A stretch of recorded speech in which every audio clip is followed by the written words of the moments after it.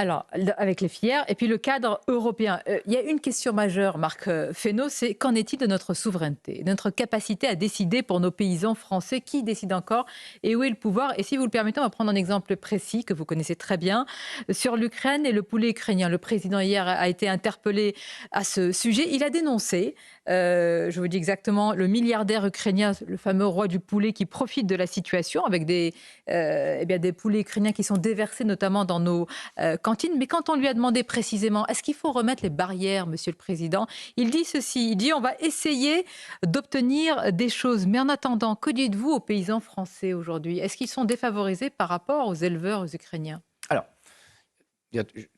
en 2 minutes, il y a 3 problèmes. Il y a un sujet qui est solidarité à l'endroit des Ukrainiens qui sont en guerre. Donc c'est dans une économie de guerre, quelle est la part que peut prendre l'Europe?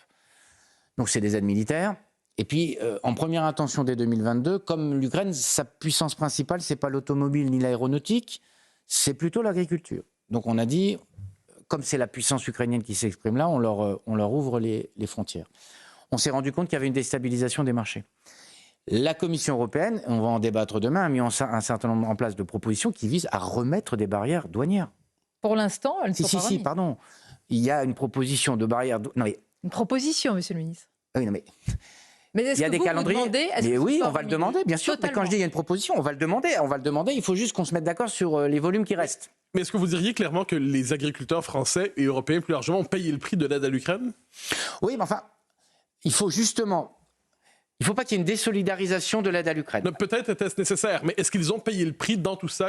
Mais nous tous, on a payé le prix, mais ce n'est pas la faute de l'Ukraine. Pas de la même manière. Non, attendez, l'inflation, vous croyez que ça vient d'où? Nous sommes d'accord. La hausse de l'énergie, vous croyez que ça vient d'où? Qui l'a payé? Tout est de la faute à la Russie. Parce que excusez-moi, l'augmentation du prix du gaz, si ce n'est pas la faute à la Russie, c'est la faute à qui? Ce n'est pas la faute à l'air du temps.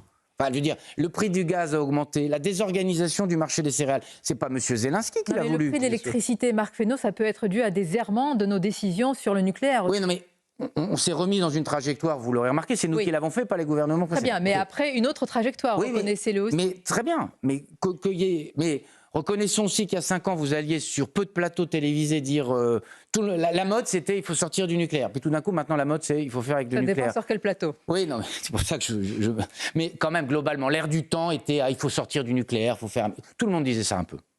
Avec de la bémolisation. Gouverner, c'est aller contre la mode. Oui, mais d'ailleurs, on est allé contre la mode, parce que c'est nous qui avons aussi, dans la trajectoire, et c'est très long quand vous... C'est pour ça que les stratégies de souveraineté sont importantes. Mais ce que je veux dire par là, c'est les agriculteurs, ils ont payé d'une certaine façon une partie de ça, aussi par le marché des céréales qui est désorganisé.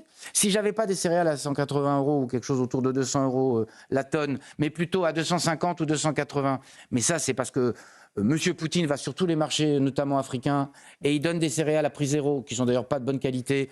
Et avec ça, il sature les marchés et il empêche les Ukrainiens, mais nous aussi, Français, d'aller sur les marchés. C'est une réalité économique, une réalité géopolitique. Simplement, il y a un moment où la désorganisation des marchés est telle, je pense à la volaille, je pense aux œufs, je pense au sucre, qu'il faut remettre des barrières qui étaient existantes avant 2022, parce que là, en fait, on a libéré, il n'y a plus de droits de douane. Ben là, il faut qu'on dise, à partir d'un certain seuil, les droits de douane s'appliquent. Donc on revient sur les mesures initiales en T. Et puis on a un sujet céréales. Alors, c'est pas les mêmes règlements, je rentre pas dans la... Le problème, c'est toujours la même chose, c'est le calendrier. On aurait pu s'en rendre compte un peu plus tôt. Pardon de vous dire, le calendrier, il est très connu. Et en attendant, on se retrouve le calendrier, dans cette situation. Le calendrier, il est sur rétroactif année 2024. Donc tout ce qui rentre maintenant, une fois qu'il y aura le quota, ça s'arrêtera. Ça s'appliqueront des droits de douane. Et le calendrier est très connu, puisque c'est moi qui ai demandé, la Commission européenne demandait à ce qu'il y ait une prolongation des mesures sur 2 ans. J'ai dit, moi, je veux qu'on les ait que sur 1 an.